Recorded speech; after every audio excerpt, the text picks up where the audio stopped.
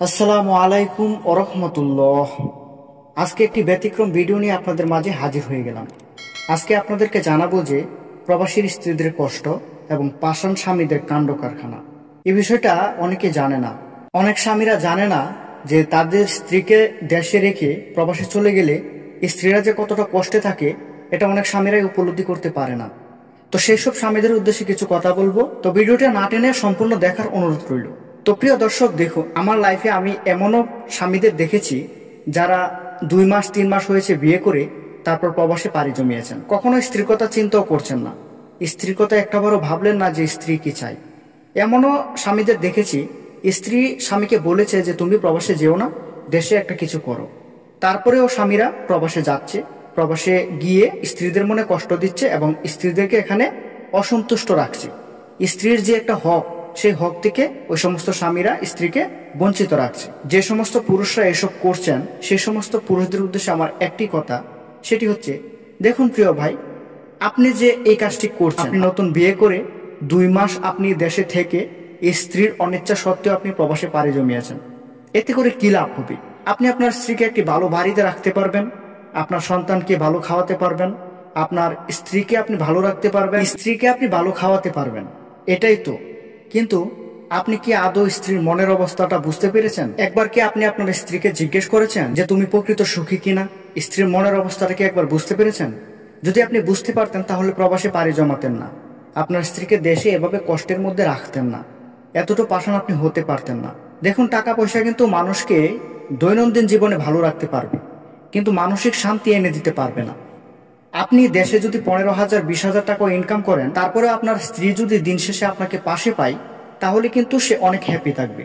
আপনি দৈনিক 500 টাকা ইনকাম করলেও আপনার সন্তানরা যখন আপনার মুখ দেখবে দিন শেষে, তখন আপনারও অনেক খুশি লাগবে এবং আপনার সন্তানরাও সব দুঃখ কষ্ট ভুলে বাবার স্নেহ আদর পাবে। কিন্তু আপনি এই প্রবাসে পড়ে আছেন, 5 বছর 10 বছর চলে যাচ্ছে, আপনার সন্তানের মুখ আপনি দেখতে পারছেন না, সন্তানকে পাশে রেখে ঘুমাতে পারছেন না, স্ত্রীর সাথে একান্ত সময় কাটাতে পারছেন না। এটা কি আসলে জীবন? এটা কি একটা মানুষের প্রকৃত সুখ এনে দেয়? টাকা পয়সা কিন্তু প্রকৃত সুখ না।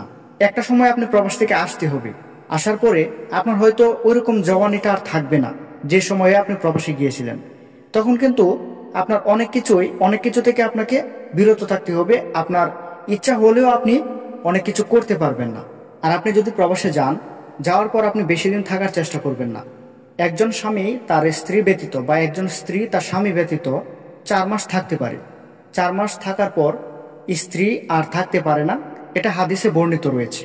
4 মাস পরে একজন স্ত্রীর মন দুর্বল হয়ে যেতে থাকে, তখন সে বিভিন্ন অসামাজিক কাজ এবং বিভিন্ন অশ্লীল কাজ বা বিভিন্ন জেনার পর্যায়ে, পরকীয়ার মতো বড় বড় গুনাহের পর্যায়েও অনেক মহিলারা আছে জড়িয়ে যায়।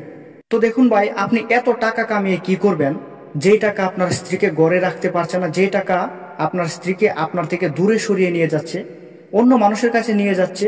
যেই টাকার পিছনে ছুটে আপনি আপনার স্ত্রীকে সময় দিতে পারছেন না, আপনার ছেলেকে সময় দিতে পারছেন না, আপনার স্ত্রী বাজারে যাচ্ছে, আপনার স্ত্রীকে 10 জন পুরুষ মানুষ দেখছে, আপনার স্ত্রী অন্যের সাথে পরকীয়ায় লিপ্ত হয়ে যাচ্ছে। তো এটা কি করে একটা জীবন হতে পারে? এখানে তো কোনো সুখ নেই, এখানে বরঞ্চ আপনার গুনাহ হচ্ছে। তাই জীবনে সব ক্ষেত্রে টাকাকে প্রাধান্য দিবেন না।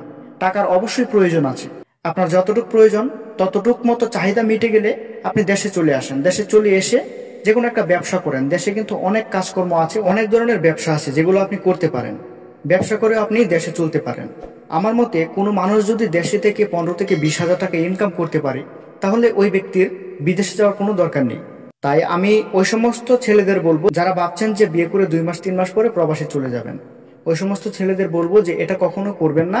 দেশেই একটা কিছু করার চেষ্টা করেন এবং স্ত্রীকেও হ্যাপি রাখেন। আপনি আপনার স্ত্রীকে এবং সন্তানদের নিয়ে সুখে শান্তিতে থাকুন, তাহলেই সমাজে জেনা ব্যভিচার বাড়বে না, পরকীয়া বাড়বে না, স্ত্রীও স্বামীর বাধ্য থাকবে। তো আল্লাহ তাআলা সবাইকে সঠিক বুঝ ও দিনের পথে চলার তৌফিক দান করুক। সকলে ভালো থাকবেন, সুস্থ থাকবেন। আসসালামু আলাইকুম। আল্লাহ।